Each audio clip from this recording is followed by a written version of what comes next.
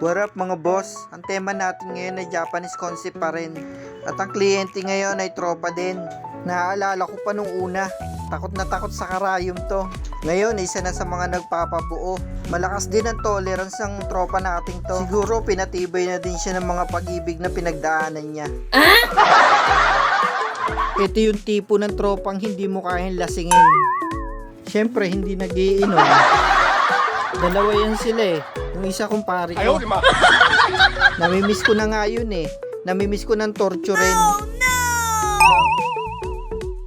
Half leg nga pala balak ni tropa dito. At kukunin namin ng 3 session.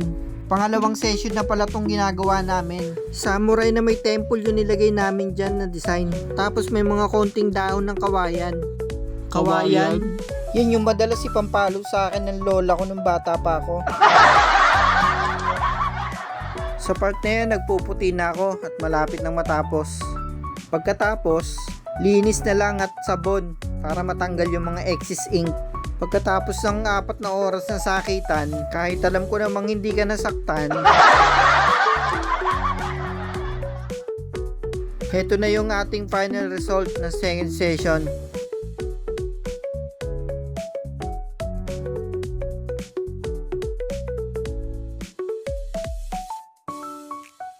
Sa mga gusto po magpatattoo dyan, PM nyo lang po ako sa aking Facebook account. Salamat!